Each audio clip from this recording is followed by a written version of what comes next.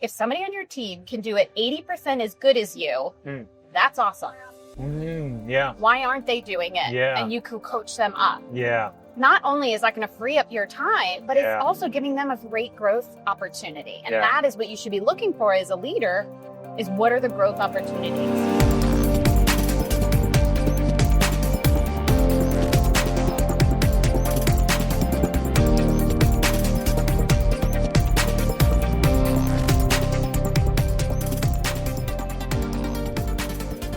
Hello and welcome back to the Leadership Launchpad. We are continuing our series of discussions with learning leaders at the DevLearn conference in Las Vegas.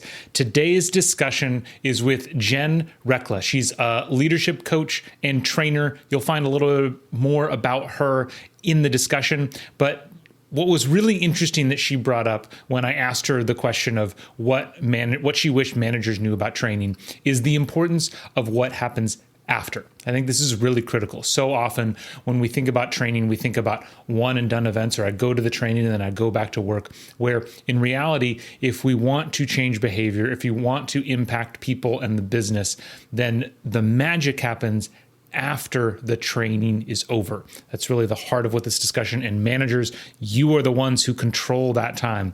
I can only do so much in the workshop, in the classroom, but you're the one who's working with your employees. Really critical, remember this. I hope you enjoy the discussion. Jen, thank you so much for taking time. Yeah, it's great to be here again. Yeah, I'm really excited. We got to connect last night, which was fantastic.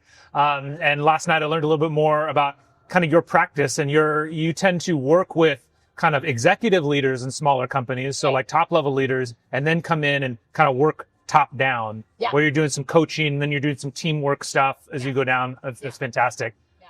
Based on kind of what you've seen in these organizations, then I'll ask you the same question I'm asking everybody: is what is one thing you wish every manager knew about training?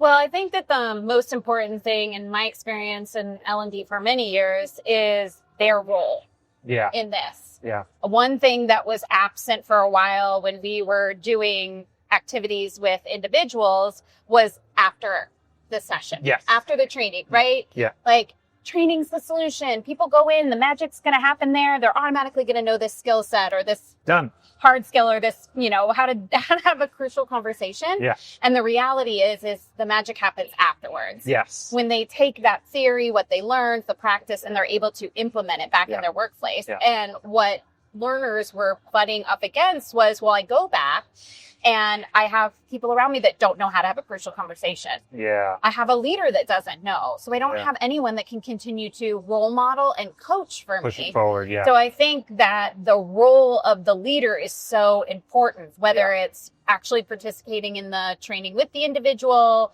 whether it's the pre-conversation, what do you want to get out of this? Yeah. How can I support you? And then the follow-up check-ins that you have in your one-to-one conversations to say, how are you using this? How are you applying? Yeah. Where is it tripping you up? How can I support you? Yeah. Those questions need to be constant. We used to hand out coaching guides. Yes.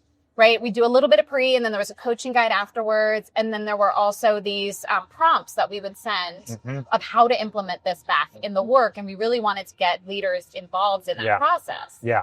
Yeah. So for anybody who's been watching this kind of a series, you're going to notice there's been a trend that this is a big common theme. The thing I would love to get from you, because of your work, I know you talk to a lot of leaders about how to not burn out, and leaders these days are getting pulled in so many directions. Yeah. And they're saying, Jen, this is great. Yeah. Like, I got a lot to do. Yeah. How do you work with people so they don't feel burnt out, so they feel like they can prioritize this kind of support? Yeah. A lot of the groups, organizations I've worked with over the years are resource strapped. Yeah. Nonprofit, small organization, public sector, we got to get scrappy. And so as a leader, I'm wearing so many different hats. Yeah. And the challenge with that is you can't do it all. You can't control everything. You've got to use the team around, got to delegate, and you have to be so intentional about what you're saying yes to and what you're saying no to. Yes. So that's one of the first things I think any leader, whether you're a manager, director, even at the executive level, you've got to get a good handle on how to navigate your workload, manage your energy, and manage your time. Yeah. I think one of the things that really trips leaders up is when you shift from an individual contributor to a leader, you are not the tactician and the implementer as much anymore. Yeah. And when you were tactical, when you were doing the execution, you could see the results. It was really tangible. Well, as you get into higher levels of leadership, the work that you're doing is so much less tangible. Yes. Because it's about thinking. Well, and I also think it's the thing that I think trips people up, at least in my world with engineers, is the phrase I always use is the feedback loops get longer. When you're on the floor doing your thing, you either do it right, you do it wrong, you get it right there. Like I always think about, there was a talk Jeff Bezos was giving about how the higher you go in leadership, the longer time horizons should be for all your decisions. And so for him, his feedback loops are 5 years long because he shouldn't be making decisions that matter for the company for 5 years. Wow. Okay. That is fascinating. Doesn't that feel so long? Yeah. And why? Yeah, absolutely. But I think that's why it's a challenge is even when you make that first jump up to manager, now maybe instead of instant feedback or daily feedback, now, if I'm going to be coaching you, it might take, it's going to be several months before I have any idea if it's having an impact. Yeah. Sorry, I think I derailed you there. That's okay. That's okay. It all comes together.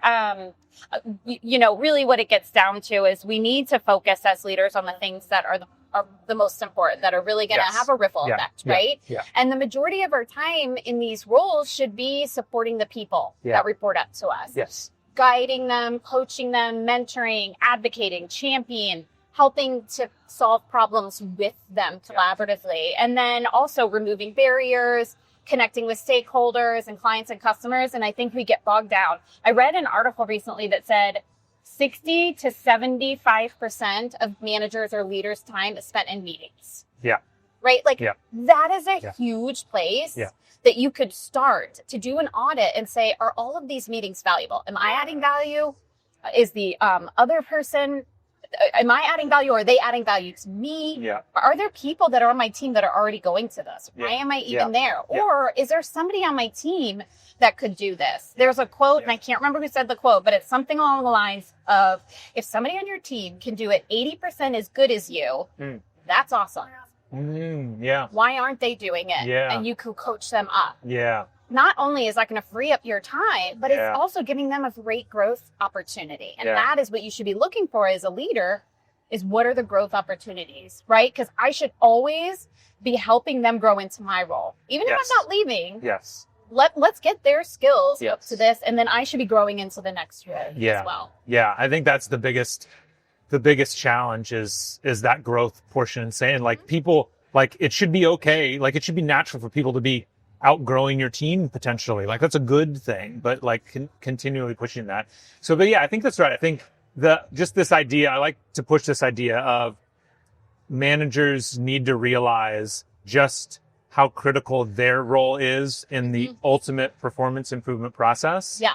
And kind of from the get-go, I would hope demanding from or asking from training, okay, what am I going to be doing? What are you going to provide me? The best learning engagements that I've been a part of did that, where part of the creation process was, as you said, making handouts, making coaching guides, having an email campaign that goes out. This is hey, by the way, we just talked about this today in the session. In your next one-on-one, here's 3 questions that you could ask. Yeah. And what are you going to do for me as the leader to help make sure this sustains? Right. And that is the role of L&D, is to provide those supporting resources for leaders. There's all these departments that are for the internal leaders. You've got HR, you've got compliance, you've got communication, you've got learning and development. And what I think sometimes, even when I was a leader, you forget that's all still part of your job. Yeah. You have these departments to guide you and support you and provide you with the tools you need to succeed.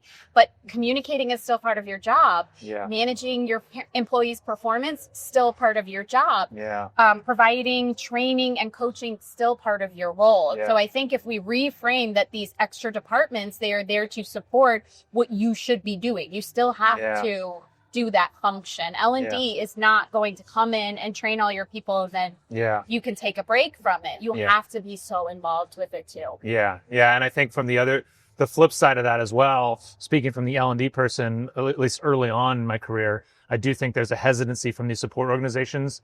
We forget that is what we're doing, that we need the manager in order for us to succeed, because we're almost afraid that if they become too critical, then what are we doing? Yeah. You know, there's almost that hesitancy there. And just so for the managers listening, like there's some empathy there, I think, of just like realizing that sometimes if you are asking these questions, which you should be doing, there may be some like, well, what do you mean? Like, I'm the one that's supposed to do the training. Like, you know, so it has to be, but it has to be that relationship to be successful. Yeah. Well, and I think the pace of change is so fast, as you were talking about last night, that we all need to work together. Yes. In this. Yes. And so if you, as the leader, I can step up and do more of that coaching and guidance that builds off what L&D is doing. It just means that the stuff is going to get adopted in with it much faster and more sustainable for the long run as well. 100%. So it just elevates the whole experience all around. And like, how great for the learner to come back to their team and have a manager that asks them about the experience and wants to support them. Exactly. I mean, that's so motivating for that learner to want to continue to seek out those kinds of opportunities. Exactly. Awesome. Well, this has been fantastic, Jen. Thank you so much. Thanks for inviting me. Appreciate it. Thank you so much for listening to today's show. If you are looking for help turning your organization's great engineers into great managers, me and my team at Better Everyday Studios would love to help. We deliver targeted and interactive training workshops that are designed to help build the 3 fundamental skills of any new manager: building trust, giving feedback, and setting goals.